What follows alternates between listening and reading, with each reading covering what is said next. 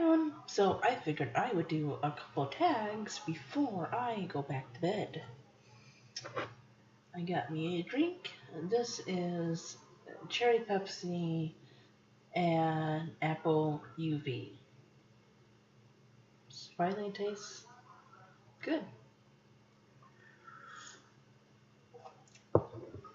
So we'll see how this goes.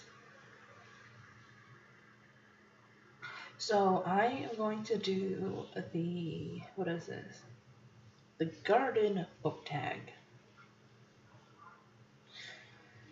So before I forget while I'm looking for this, or thinking of these questions, I'm just doing this off the top of my head, I am going to tag my people. Matilda Gothica, Todd the Librarian, Michael, if you're still out there, I think it'd be cool for you to do this tag. The Mommy Bookworm, the Booktube Turtle, Night Fair, Mindy's Book Journey. I don't want to forget anybody. And anybody else who's watching this. So on with the questions. Question 1. Rambler Rose. A long read with multiple main characters and plot lines. It twists, turns, and puts on a show with language.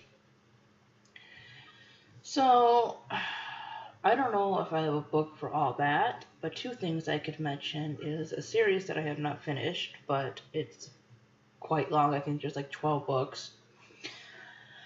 Well, actually, there's a couple series I could mention, but Pretty Little Liars would be one of them. It has multiple viewpoints. A big book that I love and I've talked about several times on this channel. I even have done a review, so check that out, is Battle Royale. And another one that has multiple points of view to some degree is also the Harry Potter series. Number 2, Hybrid Tea Rose, a modern and long-lasting, a collection of memorable 20th or 21st century poetry or short stories that stay with you for a long time. See, I feel like these are kind of like very literary questions, and while I read a mixture of things, a lot of the things I mainly read are like YA and that kind of stuff, but I still do read other things. But two short story collections that I have really enjoyed have been The Bazaar of Bad Dreams and Zombies vs. Unicorns.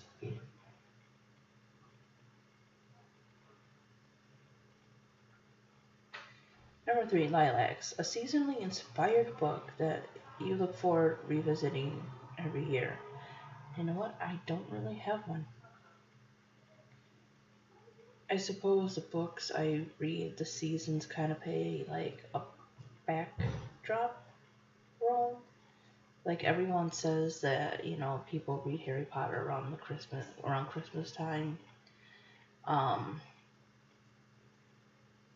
feel like a lot of the YA novels that I read are probably more summary, such as The Fault in Our Stars and other things. But yeah, they kind of play more of a backdrop versus like an actual big theme.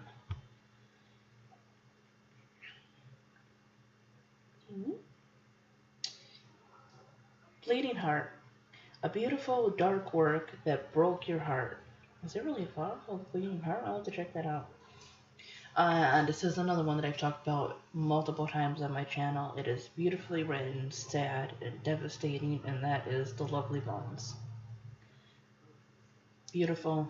If you haven't read it, you need to. Queen Anne's Lace, a work that is sometimes seen as a weed, but you see it for what it is. Great literature. Again, this one I really don't know.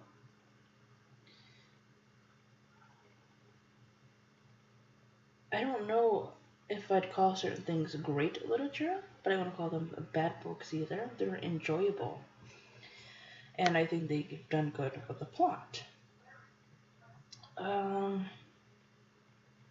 for that one, I'm going to go with The Fault in Our Stars. Because while people are annoyed by certain aspects of it, I think it did a good job in portraying certain things. At least to, I don't know, maybe somebody that's not dealing with it or hasn't experienced it or just how you think it might go. But that's just my opinion.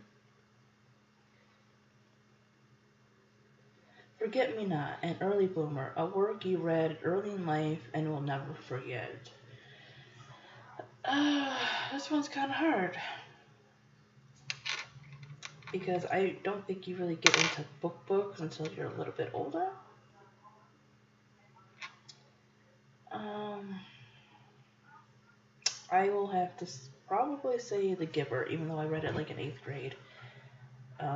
That's not the kind of book you forget. It is fantastic and deep and just, again, go read it. It's fantastic.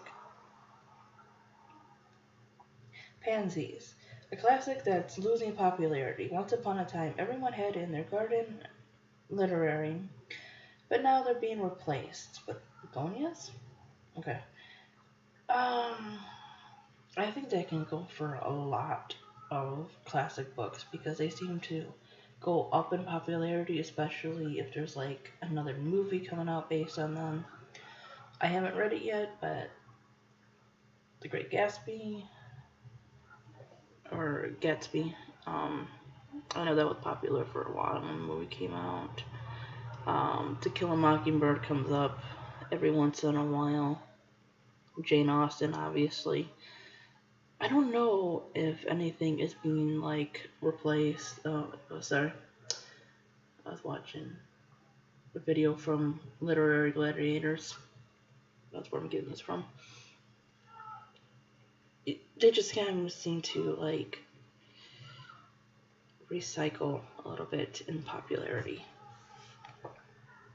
So I don't think there's an actual good answer for that one.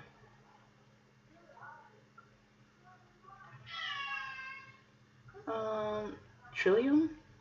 Native to North America, in some provinces and states, it's illegal to pick these, a banned or challenged book, and I just did a whole video on banned and challenged books. Pretty much everything I've just mentioned in this video has been banned at one point. The Giver, To Kill a Mockingbird.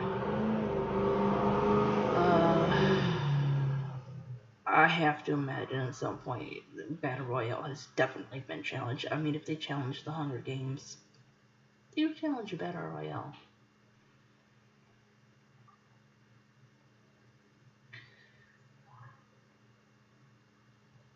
Orchid, a work that was challenging to read. So again, challenging can mean many different things. Battle was quite big. The Lovely Bones, very emotional. Living Dead Girl, that one was, wow, it's short, but so hard to get through because of the content, and it's just terrifying.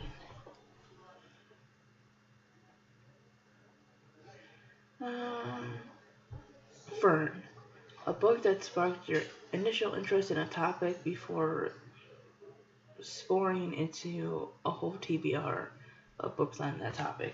So I haven't really ever made a TBR specifically, oh my god, I cannot talk today, on one topic or genre or whatever. I would say something that's a topic that I stick to, that I read, not just books, but in general, books, information online, whatever, would be things on spirituality.